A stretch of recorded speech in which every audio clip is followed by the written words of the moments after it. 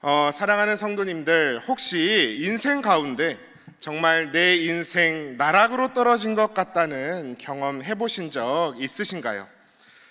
제가 특별히 네, 아멘 나오셨는데요.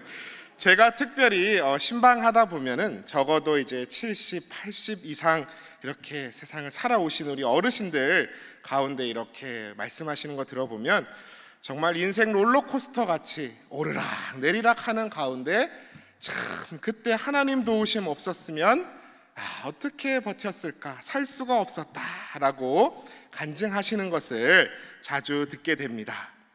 그런데 또 정말 생각해 보면 누구보다 더 그 신분의 추락과 상승을 롤러코스터처럼 경험한 사람이 성경에 나옵니다. 누굴까요? 예수님 빼고요.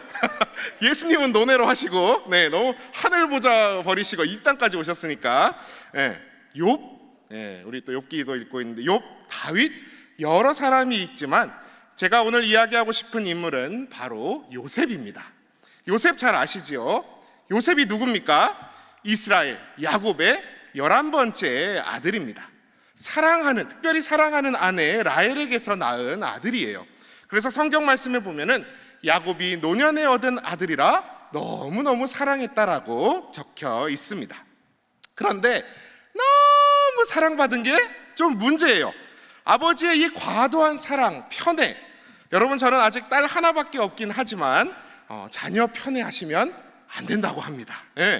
제가 고등학교 시절에 천안북일고 기숙사를 살고 있을 때 저희가 4명이 한 방을 썼는데 저희 중에 친했던 이제 그 모범생 친구 하나가 있었어요. 같이 살고 있었어요. 근데 어느 날 그 친구가 오랜만에 집에 이제 부모님과 잘 통화하고 있는 겁니다.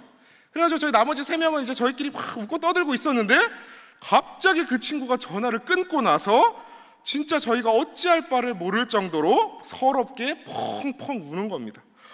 너무 저희가 당황을 했었어요. 남자들이라서 뭐 어떻게 잘 위로도 못하고 왜 우냐 말하면서 나중에 들어보니까 그 친구의 동생이 자기보다 훨씬 잘나고 공부도 잘해서 부모님이 안 그래도 그 녀석만 더 이뻐하는 것 같은데 이번에 모의고사 성적도 동생이 훨씬 잘 나왔다고 수학이 너머로 행복한 웃음이 들리는데 자기가 너무너무 서러웠다는 것입니다.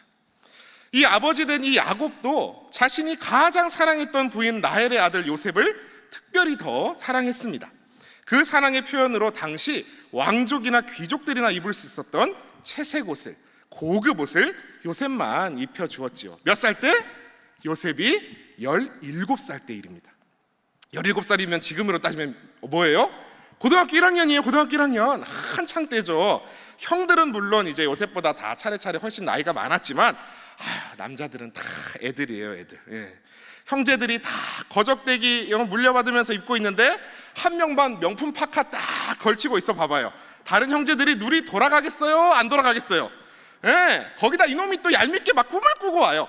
형들 막 이러더니 내가 꿈에서 형들이랑 막 곡식단을 묶는데 형들 단들이 다 내 거예요. 부모님 단까지 다 내 거에 절하더라고. 또 꿈을 꿨는데 해와 달과 11별이 내게 절을 하더란 말이야. 막 이러고 있는 겁니다. 듣는 형들 돌아버립니다. 왔다 마 이 얄미운 놈의 자식, 꿈쟁이 자식 뭐 잘났다고 떠들어대노 이러면서 형들이 결국 요셉을 구덩이에 넣고 죽이냐 살리냐 하다가 이스마엘 상인들에게 팔아버리잖아요.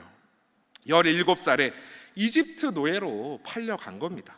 외아들처럼 사랑받던 아이가 한순간에 자기 나라도 아니고 말도 안 통하는 생판 먼 이방 나라 이집트 노예로 그 신분이 한없이 추락해 버렸습니다. 이 얼마나 기구한 운명인가요? 오늘 읽진 않았지만 오늘 함께 봤던 39장의 1절 말씀을 제가 봉독해 보겠습니다. 1절 말씀입니다.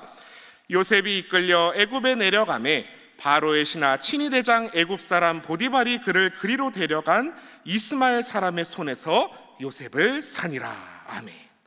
애굽 바로의 친위대장, 파라오의 친위대장 보디발 장군의 손에 요셉이 팔립니다. 근데 진짜 당혹스러운 말씀은 뭔지 아세요? 바로 이어지는 2절 말씀이에요. 우리 2절 말씀 다 함께 보시겠습니다. 제가 봉독하겠습니다.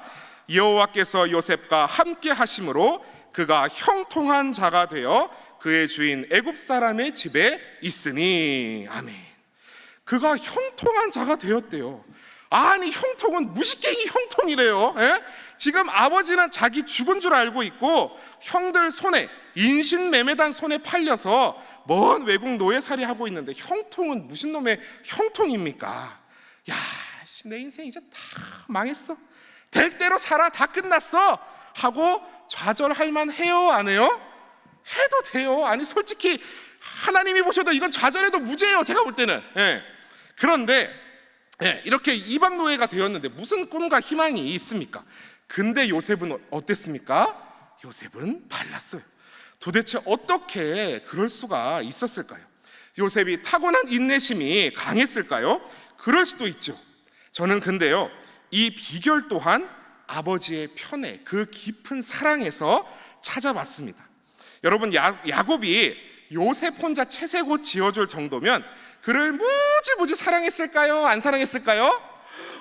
엄청 사랑했겠죠. 아주 그냥 뭐 금이야 옥이야, 불면 날아갈까 안으면 꺼질까, 쪽쪽 빨면서 그냥 우리 내 새끼 하면서 키웠을 거예요. 예. 그런 아들이니 평소에 자신이 겪었던 아브라함과 이삭과 야곱의 하나님에 대한 이야기를 들려줬을까요? 안 들려줬을까요? 들려줬을 거예요. 분명히 들려줬습니다. 제가 왜 확신하냐고요? 야곱은 자기 부인들한테도 그런 말 다 하는 사람이었거든요. 창세기 31장 6절에서 9절 말씀인데요, 제가 찾아서 읽어드리겠습니다. 31장 6절에서 9절 말씀입니다. 그대들도 알거니와 내가 힘을 다하여 그대들의 아버지를 섬겼거늘 그대들의 아버지가 나를 속여 품삯을 10번이나 변경하였느니라.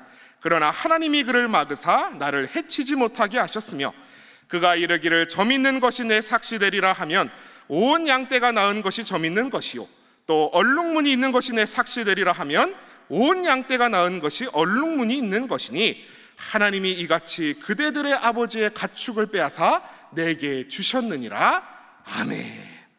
외삼촌 라반의 집에서 탈출해 나올 때 자기 부인들한테 한 말이에요. 이러니 귀한 아들 요셉한테도 이런 하나님의 이야기들을 분명히 했을 거란 말입니다. 요셉아, 잘 들어보래.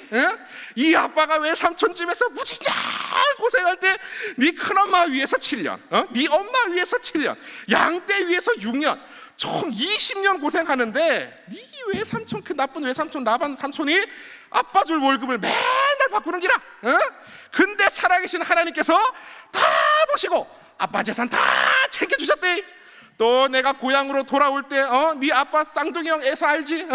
형 만나려고 보니까 내가 한 짓이 있어가지고, 과거에 한 짓이 있어가지고 어떻게 이 사람을 보나 심히 고민하고 있는데 그때 한 사람이랑 내가 밤이 새도록 막 씨름을 했는기라. 세상에 근데 그 사람이 알고 보니까 누구요? 하나님이요. 하나님이요. 아들아, 하나님이 살아 계시다니까 이 아빠가 봤다 아이가, 이 아빠가 눈으로. 근데 눈으로 보고도 살아남았다니까. 그래서 내가 그 이름을 브니엘이라 했다. 가라, 하나님의 얼굴이라고 막 이러면서 아들한테 이 총 이야기를 맨날 들려줬겠어요? 안 들려줬겠어요? 들려줬을 거예요. 그러니까 제가 막 하다 보니까 이제 경상도 야곱이 됐는데, 저희 집안 생각을 하다 보니까 막 그러면서 직접 막 브니엘도 같이 가보고 막 이랬을 거예요. 그러니까 그 이야기를 듣는 요셉의 마음속에는 누가 살아계셨을까요? 아버지의 삶으로 경험한 그 하나님 이야기로 하나님께서 살아계시다는 그 사실이 생생하게 살아 숨쉬지 않았겠습니까? 그러니 오늘 2절 말씀을, 아까 제가 읽어드렸던 2절 말씀을 다시 한번 보십시오. 여호와께서 요셉과 함께 하심으로 그가 형통한 자가 되어 그의 주인 애굽 사람의 집에 있으니. 혈육과 다 헤어진 절망적인 상황 가운데도 누가 함께 하셨다고요? 여호와께서, 살아계신 하나님을 기억하며 그와 함께 동행하고 있는 것, 그것이 다름 아닌 성경이 이야기하는 형통한 삶이었습니다. 겉으로 보는 현실은 이방 땅에 팔려왔으며 노예요, 심지어 감옥에 갇혔을지라도 형통하였더라. 우리도 지질이 못 살고 힘들고 유혹당해도 죽을 것 같아도 하나님 얼굴 앞에 서서 하나님 놓치지 않고 하나님과 같은 생각으로 동행해 나아간다면 하나님의 눈으로 보실 때 그것이 바로 무슨 인생이라고요? 형통한 삶, 형통한 인생인 줄 믿습니다. 그래서 이 요셉이요, 보디발 장군의 아내가 성적으로 유혹하는데도 걸려들지를 않아요. 이 요셉이 미인이었던 어머니 라헬 닮아서 얼마나 미남이었겠어요. 실제로 성경이 말을 해줍니다. 오늘 6절 말씀을 한번 주목해 보십시오. 6절 말씀입니다. 주인이 그의 소유를 다 요셉의 손에 위탁하고 자기가 먹는 음식 외에는 간섭하지 아니하였더라. 요셉은 용모가 빼어나고 아름다웠더라. 그러니까 이제 이 보디발 장군의 아내가 요셉을 싹 바라보는 거죠. 요셉, 세상에 몸 탄탄하고 얼굴 잘생긴 거 봐. 요셉 일로 와봐. 요즘 우리 남편 야근하잖아. 다 잊어버리고 나랑 같이 하룻밤 자자. 응? 우리 남편한테는 내가 비밀로 해줄게. 이러면서 요셉을 막 유혹을 하는 거죠. 그때 요셉이 그 말을 들었나요, 안 들었나요? 살아계신 하나님을 생각지 아니하였다면, 오늘 위인 목사님 말씀대로 라디오 주파수 다 꺼둔 상태였다면, 아이고 그래, 한 번 망한 인생 우리 사모님이나 한번 유혹해가지고 인생 좀 편하게 살아보자. 이 노예에서 이제 자유인 신분은 돼야 될 거 아니에요. 저 같았으면 아니잖니. 저도 그러면 안 되죠. 예. 그렇지만 상식적으로 생각했을 때, 세상적으로 생각했을 때, 사모님 마침 잘 보셨습니다. 저도 사모님 평소 마음에 두고 있었어요. 나일 강남 제비 한 마리 키우시죠. 이러면서 저 자유인 만들어 주시는 겁니다, 사모님. 막 이러면서 그랬을지 몰라요. 그러나 요셉은 어떻게 했습니까? 그러지 않았다는 겁니다.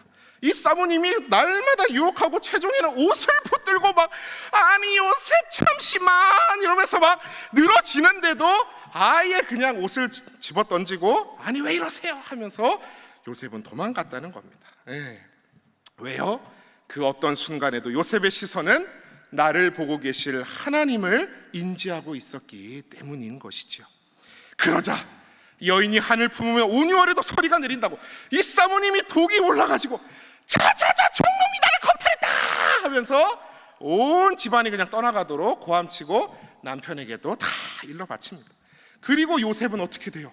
억울하게 보디발 장군의 그 집에 있었던, 집 뒷마당에 있었던 왕의 제수를 가두는 옥에 갇혀버리죠. 노예에서 그래도 이제 좀 장군 집에 좀 집사가 되나 했더니 하나님 앞에 더 충직하게, 더 성실하게, 더 정직하게 행했는데 그 이유로 감옥에 갇힙니다.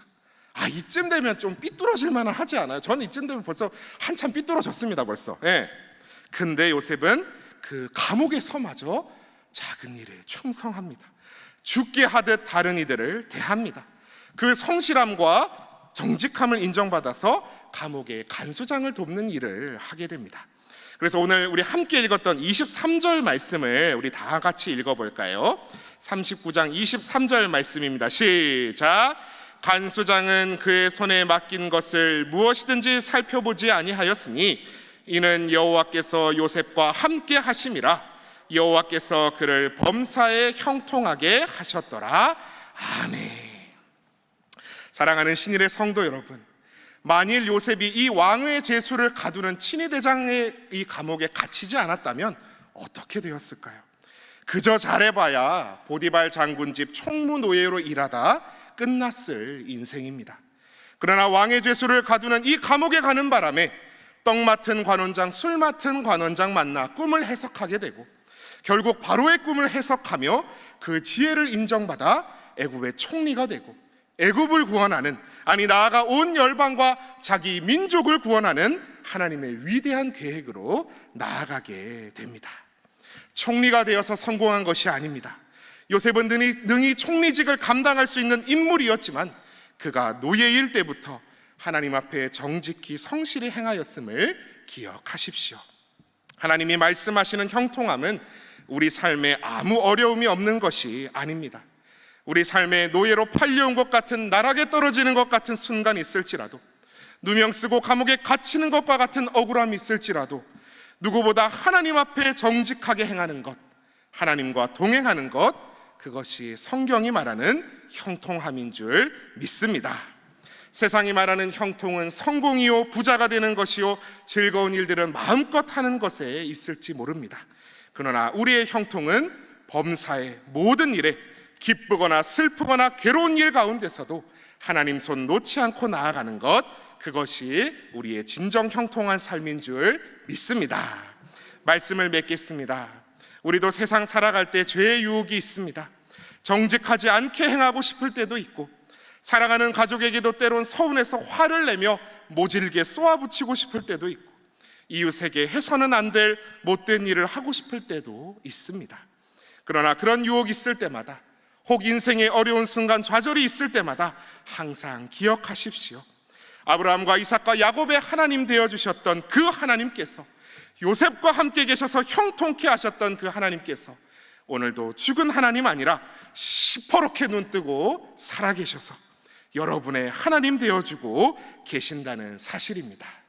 그 사실을 기억하시며 오늘도 하나님 앞에서의 삶으로 하나님 손 꼭 붙잡고 살아나가시는 저와 우리 모든 사랑하는 신일의 성도들 다 되시기를 기도합니다. 기도하겠습니다. 사랑의 하나님 아버지, 오늘 말씀을 통해 하나님 앞에 성실함으로 정직함으로 지금도 하나님께서 살아계셔서 날 보고 계신다는 그 믿음으로 살아 범사의 형통함으로 나아갔던 요셉의 이야기를 들었습니다. 오늘 저희도 세상의 시선으로 성공하는 인생 아니라 하나님의 눈으로 바라보실 때 형통한 인생, 형통한 사람 되게 도와주시옵소서.